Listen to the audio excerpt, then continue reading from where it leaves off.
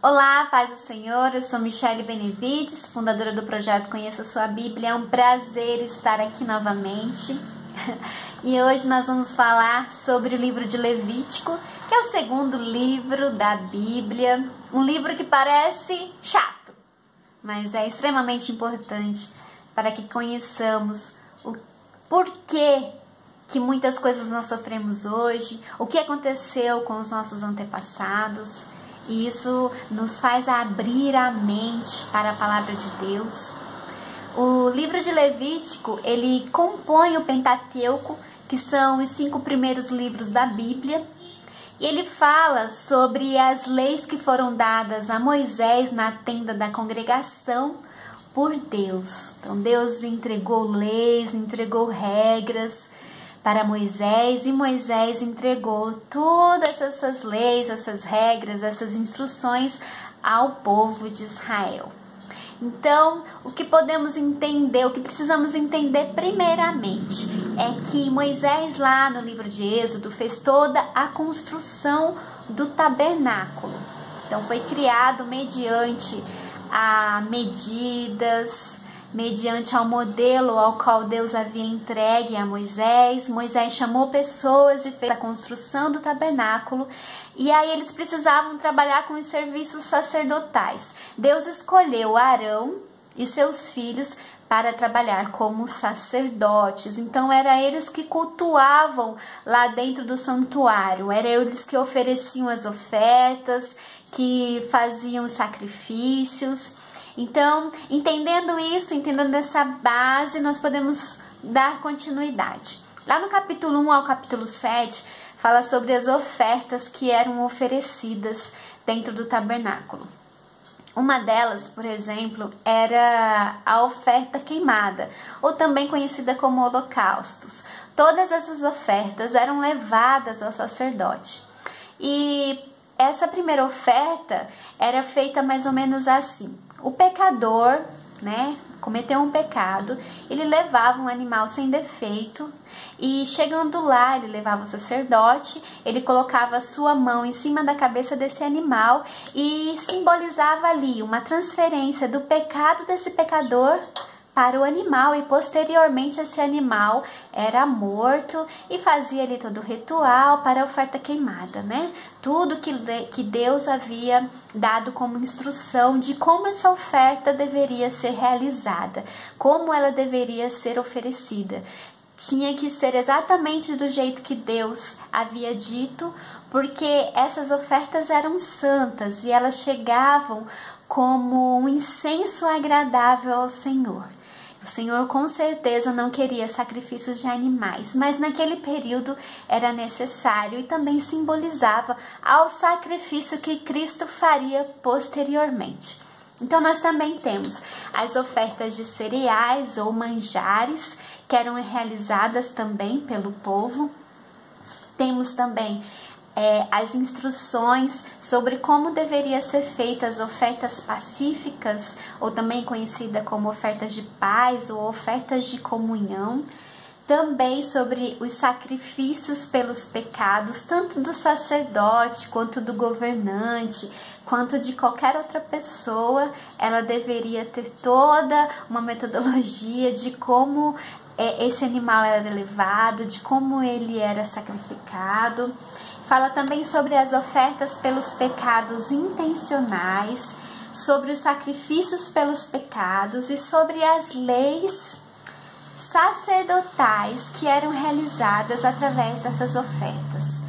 Tanto das ofertas queimadas, quanto as ofertas de cereais, quanto a ordenação desses sacerdotes, quanto a expiação dos pecados. E todas elas eram feitas pelos sacerdotes.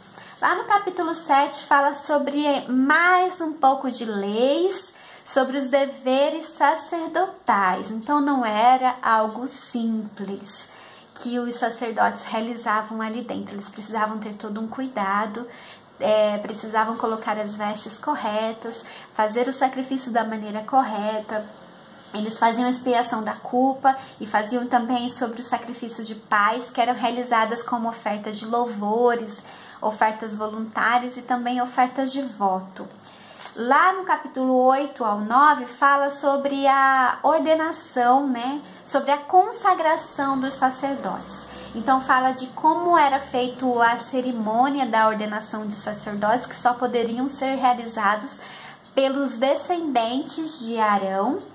E também fala de como Moisés o chamou para o serviço sacerdotal, de como que ele deveria oferecer as ofertas, tanto por ele mesmo quanto pelo povo.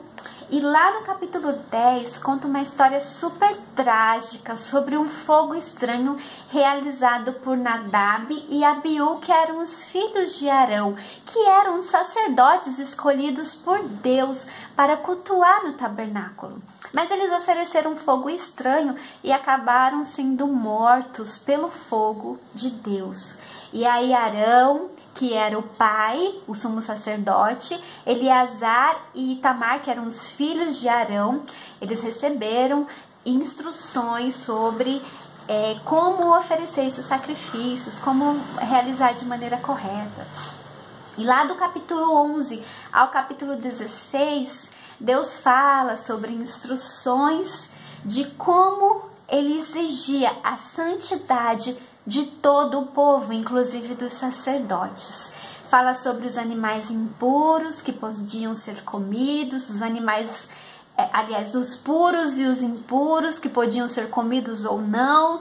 Fala sobre a purificação após o parto da mulher. Tinha uma diferença quando ela gerava um menino de quando ela gerava uma menina. E o menino sempre ao 8º dia ele precisava ser circuncidado, porque era uma aliança feita com Abraão, que aquela pessoa fazia parte do povo de Deus.